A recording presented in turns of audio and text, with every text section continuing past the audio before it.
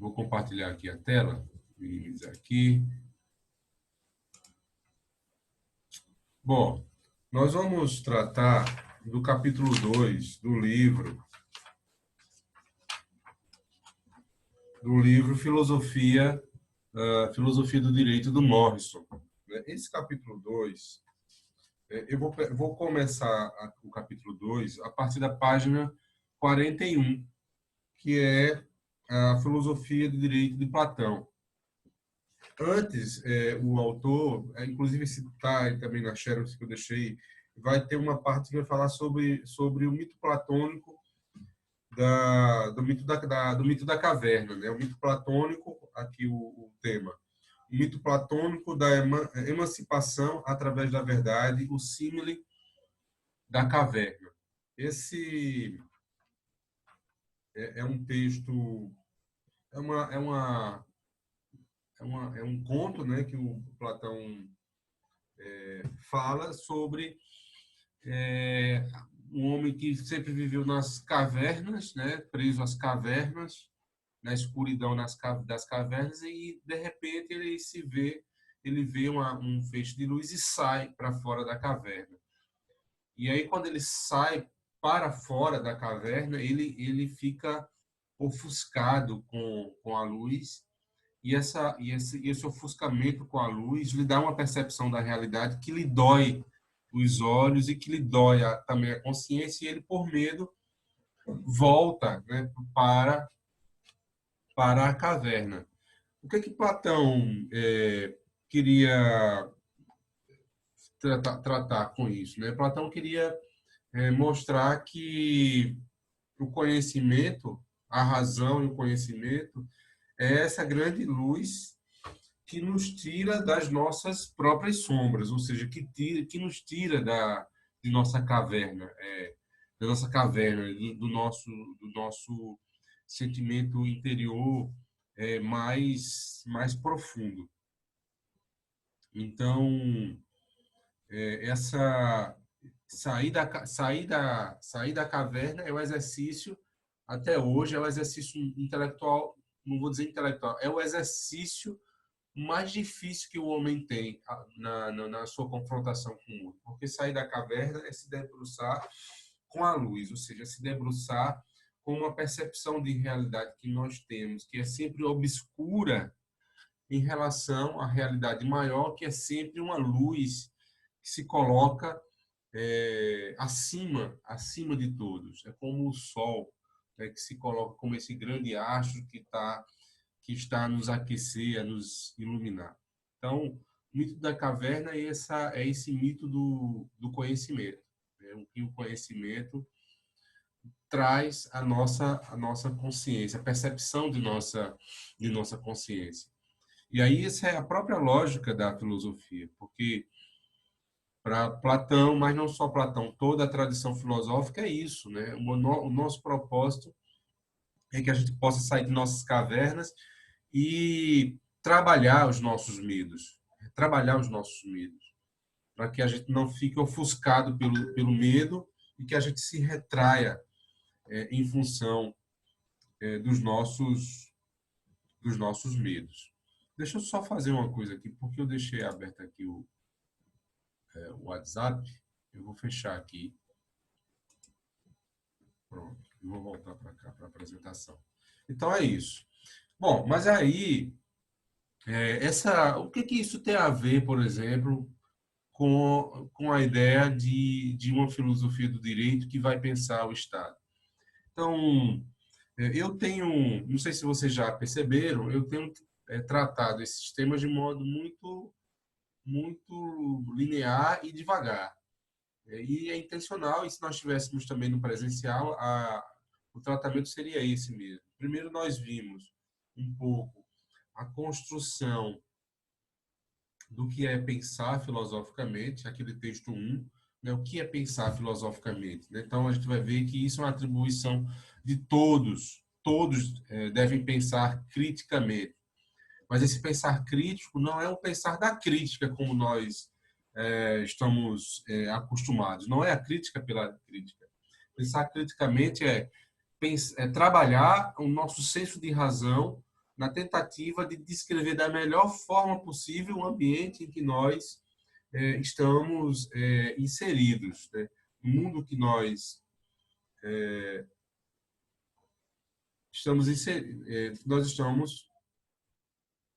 inseridos, tá? Então, essa a ideia principal. A outra coisa que e depois o que nós vimos? Nós vimos depois um pouco a presença dos clássicos, né, dessa filosofia, de forma muito rápida, quem é Platão, quem é Sócrates, quem é Platão, quem é Aristóteles, e agora nós vamos fazer uma relação direta desses autores com a perspectiva do Estado.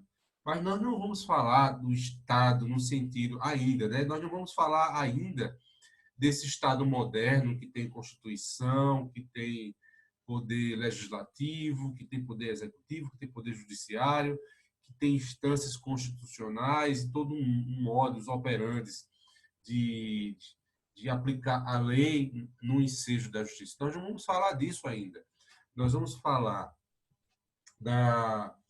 do direito enquanto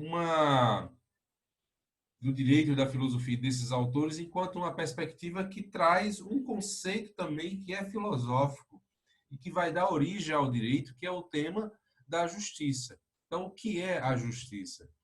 Qual é o propósito da justiça? Porque esse pode parecer banal, mas é um dos temas que se fala muito pouco nos cursos de direito, porque a gente fala de Constituição, fala de lei, fala dos direitos, direito penal, direito da empresa, direito previdenciário, fala do modo organizacional, como funciona o sistema, fala de toda uma lógica de como esse sistema pode ser acionado, mas ninguém fala do princípio filosófico do que é a justiça. O que é a justiça? O que é fazer justiça? Então, esse tema, justiça, é um tema que permeia a própria origem da filosofia e a gente vai ver depois que vai permear a própria ideia da fundamentação do Estado enquanto um elemento da organização da humanidade.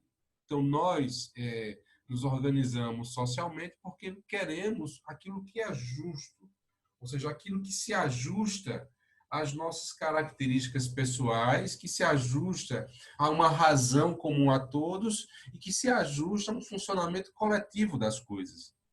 Esse é o propósito da justiça. Então, tudo aquilo que não agrega um valor para o indivíduo, tudo aquilo que não agrega um valor também para a comunidade, para o Estado, não é justo. É um elemento, inclusive, de injustiça. Por exemplo, a violência, na maioria das vezes, é um elemento de justiça. Por quê? Porque ele não é um elemento que vai agregar esse valor, vai juntar esse valor. Então, a gente vai pensar um pouco na concepção de justiça platônica, né? Então, a primeira concepção é essa. Sócrates vai trabalhar com a concepção de justiça, ele vai trabalhar de forma indireta, né? Na medida em que ele está falando na ideia de um autoconhecimento, e um autoconhecimento que promove a liberdade do homem como sendo o ápice da razão humana. Então, o ápice da razão humana é o quanto nós podemos exercer nossa liberdade. E aí tem um detalhe que vai estar muito presente em Sócrates, tá? Desculpe, Sócrates. Qual é esse detalhe que vai estar muito presente em Sócrates, antes de Platão? É de que essa liberdade humana, passa por aquele exercício conhece-te a ti mesmo, ou seja, o próprio termo ele é redundante, né? Conhece-te a ti mesmo, ou seja, um processo de autorreflexão em que essa autorreflexão te coloca de frente com o outro no exercício de se reconhecer no outro. Então, quanto mais eu me conheço, mais eu também tenho a possibilidade de me reconhecer na diferença com o outro. E aí, nesse conhecimento, nesse reconhecimento, eu vou construindo as possibilidades das minhas escolhas. E aí, qual é a implicação disso? A implicação disso é que, muitas vezes, nesse processo de autoconhecimento, nós somos confrontados é a exercer ou não a nossa liberdade. Por quê? Como diz Sartre, né? Não existe nada mais perturbador para o homem do que ser livre. Né? A liberdade é um inferno no existencialismo, porque essa possibilidade de escolha significa que em algum momento você vai se confrontar com o diferente, que em algum momento você vai se confrontar com posições em que ou você abre mão dela e você vai sofrer, ou você não abre mão dela e você vai sofrer do mesmo jeito. Por isso essa necessidade de se autoconhecer. Interessante que tanto eu gosto sempre de comparar duas áreas, né? Tanto a filosofia como a psicanálise, mas eu vou falar aqui de forma específica da filosofia, trabalham muito com essa perspectiva. Desculpa aqui, tem um Daniel tá querendo entrar aqui na reunião. Eu acho que ele está aqui. Admitir.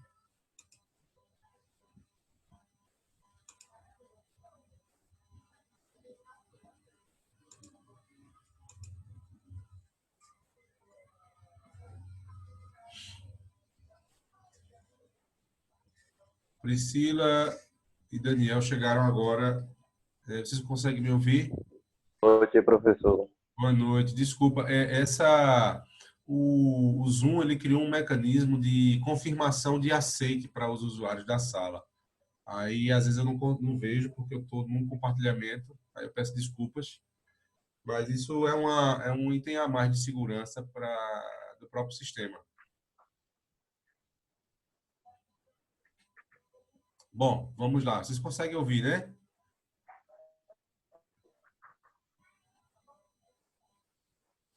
Bom, deixa eu voltar ao compartilhamento aqui.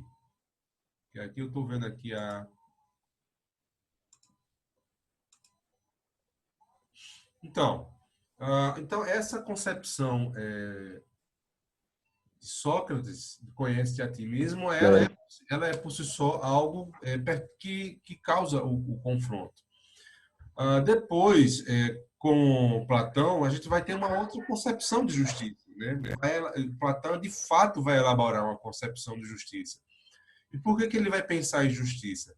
Porque, por exemplo, ele viu o seu professor tirando a própria vida diante de uma injustiça. Então, Platão, para não renunciar às suas ideias, os seus princípios e o seu método, ele tira a própria vida. Ele diz: eu tenho a liberdade, no ápice máximo, eu tenho a liberdade de fazer escolha.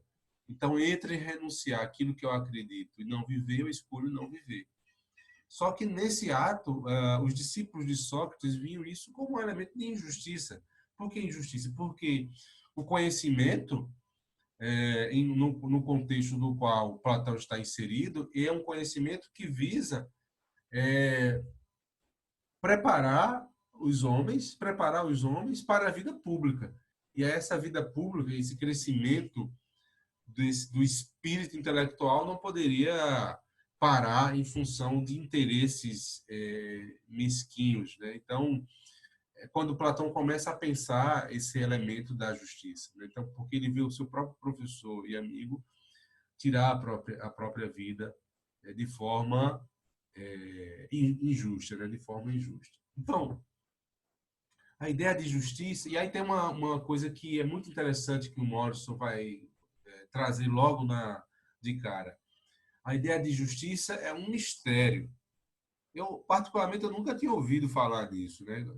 Desde a primeira vez que eu li o texto, quando eu leio, todas as vezes que eu releio, eu tenho eu fico pensando sobre isso. A justiça é um mistério, né? E aí ele vai explicar por que a justiça é um mistério. Primeiro, porque na concepção de justiça está implícito diretamente e indiretamente a noção de verdade. O que é verdadeiro, o que é falso, o que é justo, o que é injusto. Já que a gente está falando de justiça, mas a gente pode trazer para outro campo o que é verdadeiro e o que não é verdadeiro. Porque eu posso, num determinado local, estabelecer uma concepção que as pessoas julgam como sendo uma concepção verdadeira, e no outro local uma mesma atitude pode ser considerada como não verdadeira. Qual é o problema disso? O problema disso é que sempre essas concepções duais sempre se confrontaram, sempre se digladiaram. E a gente vê, por exemplo, que a própria noção metafísica, ela trabalha com isso também. Porque existe o bem e existe o mal, né? Mas se o bem não é mais forte do que o mal, por que que o bem não derrotou o mal? E se o mal é tão forte, por que não derrotou o bem? Então, são questionamentos que não se encontra uma resposta, tá? Não se encontra uma resposta científica, e elas terminam sendo questões de mistério mesmo, porque como é que o homem, sendo racional, desenvolvendo uma racionalidade, desenvolvendo um conhecimento, não consegue construir uma concepção universal no qual todos, nessa concepção universal, julguem aquilo que de fato é justo para todos. Então, esse é o grande mistério. E ele vai falar também de outros autores, né? Que o que vai, inclusive, fazer esse questionamento, né? O que é a verdade? É possível uma concepção de verdade? Se existe esse tema de modo tão secular, por que não há uma resposta, né? Então, esse é um mistério. Por que não há uma resposta para a verdade? Por que que o bem não derrotou o mal ainda? O bem não é o mais forte, por que não derrotou o mal? E se o mal, às vezes, se constitui como um elemento da maioria, por que não derrotou o bem também? Então, os dois, eles se complementam. Então, se eles se complementam, como um pode ser inimigo do outro? Então, essa é uma pergunta filosófica, tá? Isso é um questionamento filosófico e é misterioso, né? Então, qual é a relação do bem com o mal? Qual é a relação, se a gente for falar numa metafísica, qual é a relação de Deus e o diabo aí, se a gente fosse falar na literatura de Ariano Suassuna? Qual é a relação? Ariano Suassuna é que fala muito bem disso, né? Qual é a relação de Deus com o diabo aí? Por que que um não deu fim ao outro ainda? Né? Então, racionalmente, do ponto de vista de uma filosofia racional, não se tem a resposta. Tá? Do ponto de vista metafísico, tem, tá? Mas como a gente não está tratando da metafísica, não vamos responder pela metafísica. Mas do ponto filosófico, não há. Né? O que há são concepções, construções teóricas, reflexões filosóficas, ou seja, pensamentos que vão, ao longo dos séculos e dos milênios, inclusive, é, reelaborar essa noção de justiça, que é sempre reelaborada como produto. E aí, em Platão ainda, vai se construir o ideal do Estado, né? Como dois atributos.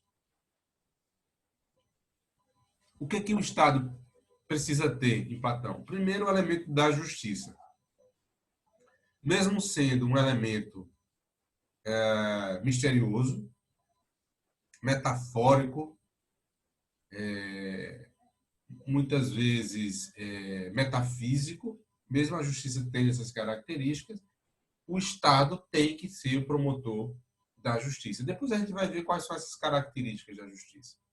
E segundo, todos os cidadãos que vivem nele, no Estado, né, que vivem nele, são felizes. Ou, pelo menos, todos os cidadãos que vivem no Estado devem vivê-lo pela felicidade. Então, o bem do Estado é promover a felicidade. Claro que como a filosofia trabalha com o ideal de ser, tá? Não trabalha com o ser, pelo menos a filosofia platônica. Então, em Platão é a justiça e a felicidade. Então, o propósito de se construir justiça é esses dois fundamentos. Justiça e felicidade. O que vai ter após isso? E aí vem uma pergunta, nesse sentido, o que seria o bem comum? Como é que se constrói o bem comum? Porque eu estou dizendo que justiça é um elemento que cada pessoa praticamente vai ter uma concepção de justiça, cada cultura vai ter uma concepção de justiça, e se cada cultura tem uma concepção de justiça, e se as pessoas em função dos seus interesses, tem uma concepção de justiça, como é que se constrói o bem comum? Né? Então, é bem interessante porque a gente vai ver aí, em Platão, uma concepção conservadora sobre a lógica como se vai construir o bem comum. Porque em Platão, respondendo essa pergunta de cara, em Platão, quem vai construir o bem comum são os governantes, né? São os guardiões, nas suas mais diversas, nos seus mais diversos níveis. Então, os guardiões, ou aquelas pessoas que foram preparadas pela filosofia, vão pensar o que será o bem comum para todos. Então, a democracia, inclusive, Platão vai colocar isso na República. A democracia é um elemento importante porque vai garantir a liberdade de pensamento das pessoas, mas Platão também coloca que, contraditoriamente, o excesso de democracia, ou seja, a possibilidade que as pessoas têm de fazer escolhas como um bem próprio, é a ruína dessa própria democracia.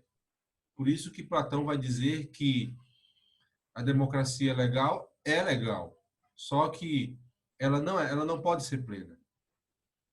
Aqueles que governam devem governar porque foram preparados e foram nascidos para exercer esse papel da governança. Há um dom que é nascido, que é construído, do qual essas pessoas são preparadas pela filosofia, nesse caso, pela filosofia, para exercer esse elemento da justiça como definidor do bem comum. E aí Platão vai colocar, inclusive, esse elemento da justiça, ele vai ser maior, inclusive, do que as próprias leis. Porque, de repente, as leis, elas vão de encontro ao bem comum. Ao bem comum, claro, pensado pela elite. E aí, nesse sentido, a teoria platônica de justiça e de Estado, ela é uma teoria que se encaixa muito bem na teoria das elites, né? Porque quando a gente vai estudar a teoria das elites, existe uma teoria, inclusive, teoria das elites. Quando a gente vai estudar a teoria das elites, o que a gente percebe é exatamente isso. As elites, elas são construídas com toda uma fundamentação de conhecimento como sendo um elemento natural deles a exercer a função que exercem. E não cabe dentro das elites você ter a lei que se sobrepõe a elas. Muito pelo contrário. É na definição daquilo que as elites dizem que é bom para si, que elas vão determinando o que é bom também para os outros. A sociologia tem uma perspectiva bem interessante sobre o conceito de elites. E aí Platão, para pregar o fundamento conceitual, é um dos autores que fundamenta esse papel das elites. Mas vamos lá, seguir aqui. Para Platão, o bem comum seria uma predisposição de defender a coerção e a manipulação para se chegar ao fim de um consenso. Não, o que significa isso? Coerção e manipulação. É a ideia de que você tem um grupo pequeno que é escolhido para governar e que ele usa da sua força e do seu privilégio, que não é só a força física, tá? É a força também das ideias, a força intelectual. E ele usa essa força num exercício de manipulação, dizendo que é bom para a grande maioria. E dizendo o que é bom para a grande maioria, se constrói um consenso para todos. A democracia, nesse caso, liberdade de pensamento, teria, por fim, sua autodestruição, né? Aquela crítica que eu fiz há pouco, né? Então, a democracia em Platão, na sua forma radical, levaria à autodestruição, porque você não teria o consenso, não tendo o consenso, você vai ter conflitos das mais diversas naturezas, tá? E aí o próprio Morrison vai trazer um pensamento interessante de Platão, que é o seguinte: qual o preço da liberdade que ostenta desigualdades? Porque o que Platão vai dizer? Bom, se eu não tenho consenso construído por uma elite e eu tenho a democracia plena, que todos podem falar o que quiser e viver do jeito que quiser, como é que essas pessoas vão ser felizes se eles se realizam de um lado e o outro não se realiza? Porque o que ele está colocando? Porque as desigualdades aqui que Platão coloca são as desigualdades materiais, tá? A pobreza, essa posição dos bens materiais e a desigualdade de conhecimento. Porque o que Platão diz? A liberdade e o exercício da vida pública se dá no conhecimento que eu adquiro na escola que me preparou para tal. Então, se o indivíduo ele vive numa democracia, mas ele não conhece o sistema, e o outro conhece o sistema, para Platão eles estão em níveis muito diferentes. Para Platão, aquele que não conhece a filosofia está na caverna, está na escuridão. Então, esse, segundo Platão, é um tipo de cidadão, um tipo de indivíduo que não está ao nível de exercer o seu exercício de pensamento. E, segundo Platão, isso também ia causar, causa conflitos graves, inclusive. E aí ele prossegue, né, nesse pensamento. Daí viria a luta entre facções, a justiça teria o papel de unir todos para a consolidação de um único pensamento. Então, qual seria o papel da justiça em Platão? Construir o consenso pela elite, na tentativa de se unificar em uma única forma de pensar. Então, por exemplo, a educação platônica não é uma educação como é em Aristóteles. Porque o que é que diz Aristóteles sobre a educação e o conhecimento? Ele diz: o conhecimento é fruto da experiência. Eu vivo a experiência e depois eu começo a pensar essa experiência. O que significa isso? Que cada pessoa, cada indivíduo, ele tem uma experiência única da vida. Então, cada um vai construir uma lógica própria de pensamento. Em Platão, não. Platão diz o seguinte: o conhecimento é algo que deve ser ensinado, né, na academia, na escola, no liceu, deve ser ensinado para ensinar o homem a viver nessa república, a viver na sociedade. E na medida que eu lhe ensino, na medida que eu estou lhe ensinando e lhe preparando, eu estou automaticamente lhe dando todas as ferramentas conceituais na consolidação de um pensamento para viver a vida pública. Então, a educação em Platão é uma educação focada em princípios. É por isso que Platão é um filósofo dos princípios. A educação platônica é fundada nos princípios. Quem é que legitima esses princípios? A elite. A elite que governa, que escolhe esses princípios. E aí se prossegue, né? O objetivo da República é a formação de homens virtuosos para a prática do bem. Então, a justiça é a construção desse consenso para a prática do bem. A virtude como prática do bem. Então, o que é essa virtude também, né? O que é um homem virtuoso? O que é um homem que pratica o bem? Um homem que pratica o bem, nessa concepção platônica, é um homem que está introjetado dos valores da República, dos valores da comunidade que ele aprendeu na ágora, né? Pela filosofia, pelo conhecimento. Tá? Deixa eu interromper aqui o compartilhamento. Se vocês querem fazer perguntas, podem ficar à vontade, tá? Perguntas, Daniel. Luan, Priscila, querem fazer perguntas? Até o momento, estou tranquilo. Pronto, eu vou continuar aqui. Só falando para vocês aqui, se cair a conexão é porque passou os 40 minutos, eu gero um outro link e a gente entra novamente, tá? Deixa eu voltar aqui para o compartilhamento. Então, e aí vem o papel da educação, né? A educação é um termo moderno, né? Mas a gente pode falar o papel da filosofia, mas eu gosto mais desse nome, né? O papel da educação. Porque uma das coisas que vai fundamentar as sociedades, desde o século XV, é a educação. O modelo de educação, ela define de forma radical, a característica que vai ser essa sociedade. Então, se a gente vive uma sociedade bem organizada, que que consegue se planejar e cumprir suas metas individuais e sociais, se nós não temos uma série de naturezas de problemas que nós poderíamos enxergar agora, é porque a educação, no seu sentido formal e informal, cumpre esse papel. Então, falar de educação, e aqui eu falo, falar de um conhecimento, como eu disse no início da aula, falar de um conhecimento é tirar o homem de dentro da caverna, do mito da caverna, tirar o homem de dentro da caverna, aquele ser primitivo que está lá na escuridão, e trazê-lo para um mundo de visão infinita e que lhe traz uma claridade que, quando ele sai, a primeira impressão que tem é de um ofuscamento terrível, porque ele não consegue ver, a visão fica turva. Então, a educação tem esse papel.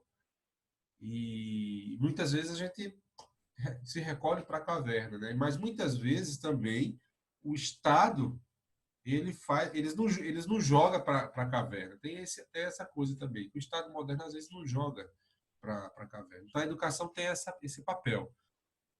Mas vamos lá. A força básica que mantém a República é o caráter e a educação das classes dominantes ou de um grupo especializado de guardiões. Os guardiões são políticos, tá? Mas é o exército também, mas ele vai falar genericamente guardiões. Então, a força básica que mantém a República é o caráter e a educação. O senhor pode me dar licença, por gentileza? Oi? Cortou aqui. Caiu o compartilhamento da tela no momento em que o senhor falou que para o Estado da Educação e voltou agora. Ah, sim, eu vou Será voltar que o aqui. senhor poderia repetir a partir daquele momento, por gentileza? Posso, eu vou voltar aqui, então. Consegue ver agora? Obrigado. Ah, ótimo. Então, a educação tem esse papel importante, né? Eu vinha falando, na formação do Estado. Então, e da sociedade, né? Porque a educação, ela dita um perfil social. E a educação está para o mito da caverna, né? Porque introduzir a sociedade, introduzir na sociedade o papel da educação é tirar o homem da caverna, lá do seu escuro, para fora, né? Para ele ver a luz. E aí eu disse que o Estado, muitas vezes, nos empurra para dentro da caverna. Porque muita gente vai ter medo da luz, mas muita gente quer ver essa luz, né? Então, por isso que a educação ela não é um discurso só político, né? Um discurso dessa política partidária que eu digo até de baixo nível, né? A educação é pensar o que nós queremos ser enquanto pessoas. Mas aí, tanto Platão como Aristóteles, a gente vai ver, vai falar nessa importância. Porque a própria filosofia é educação, né? Quem faz filosofia não faz outra coisa a não ser pensar na sua formação enquanto sujeito. E pensar na sua formação enquanto sujeito é o elemento ápice da educação. Mas aqui, a força, né, repetindo aqui, né, a força básica que mantém a república é o caráter e a educação das classes dominantes ou de um grupo especializado de guardiões. Essa teoria platônica, ela é uma teoria de elite, né, como eu disse. Mas a gente pode pensar, então, Platão, ele, ele não era democrático? Platão era um cara autoritário? Não. A gente tem que entender também que a realidade em que Platão escreve a República é uma realidade de sociedades pequenas, estados-nações pequenos, pequenos mesmo.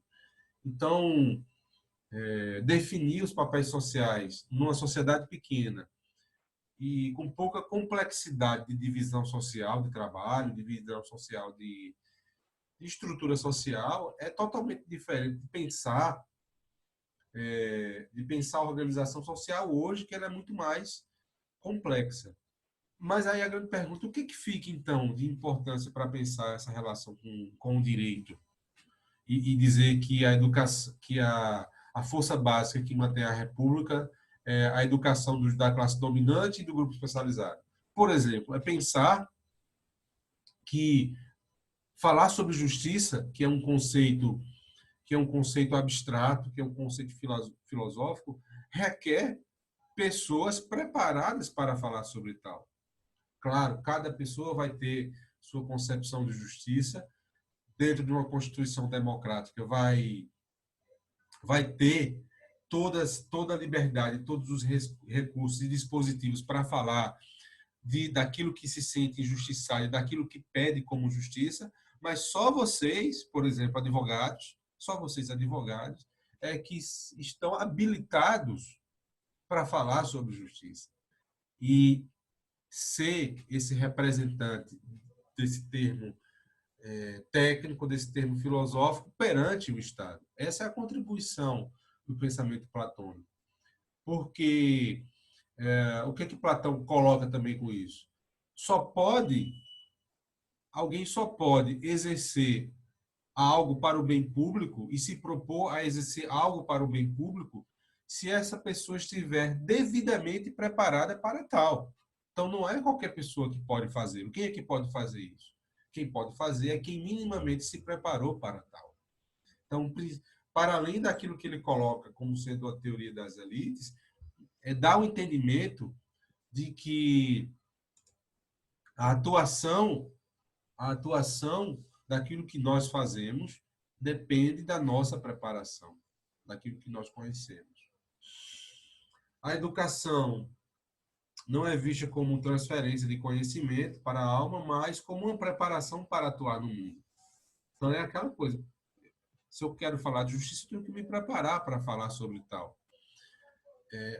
Educação também. Aí tem uma outra coisa que a filosofia traz. Platão traz, mas todos os filósofos trazem também. Educação para controlar as paixões. O que é controlar as paixões? Controlar os nossos instintos primitivos, nossos sentimentos de medo, de raiva, de amor excessivo, das paixões. Então, é você ser uma pessoa centrada naquilo que você propõe a fazer. Então, controlar as paixões, educação para o controle das paixões é você ser uma pessoa centrada naquilo que você quer fazer. E aqui volta a Sócrates, conhece-te a ti mesmo. O outro propósito aqui é imposição de um único conjunto de valores, construir um consenso. A ideia também da educação é construir um consenso mínimo daquilo que nós queremos como sociedade. Inclusive, quando a gente voltar no outro link, tá? No outro vídeo, que esse link já está terminando. Uma coisa que eu quero problematizar é que as democracias ocidentais do século XXI, por exemplo, criaram um excesso de direitos e de movimentos que visam, dentro da democracia, status e empoderamento, mas, por outro lado, a gente vê um movimento contrário a isso. Por quê? Existe uma contradição aí. E outra visão, né, e aqui o grifo é meu, tá? Uma outra visão controversa. A ideia de uma natureza dada. Alguns têm ouro em sua natureza, outros pratas, outros ferro ou bronze. O que ele quer dizer com isso? Que alguns nascem com uma condição natural para exercer o poder. Alguns nascem com uma condição natural para serem advogados. Alguns nascem com uma condição natural para serem guardas, para lutar no exército ou proteger os seus semelhantes. Então, o que Platão diz é que as pessoas têm aptidões próprias e a educação visa trabalhar essas aptidões próprias. E a educação que trabalha essas aptidões próprias não deve ser uma educação que confunda as funções sociais nessas aptidões. Então, o que ele coloca? Se a pessoa nasceu para ser governante, ele não vai ser líder do exército, ele vai ser governante. Se a pessoa nasceu para fazer navios, ele vai fazer navios, ele não vai ser governante.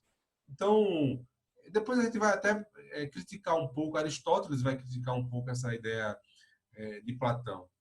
Pessoal, eu vou fazer o seguinte, eu vou encerrar esse link, tá? E vou gerar um outro link porque está terminando aqui. Alguém quer fazer uma pergunta enquanto eu encerro aqui?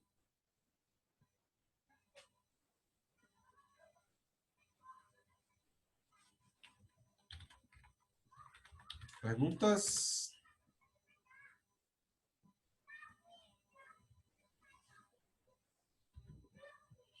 Bom, eu vou fazer o seguinte, eu vou encerrar. Fiquem aí, tá? Que eu vou mandar outro link para vocês entrarem com outro link, porque aqui eu estou vendo que faltam pouco mais de 3 minutos. Aí eu prefiro encerrar, ou eu deixo encerrar por si só. Acho que eu vou deixar encerrar e...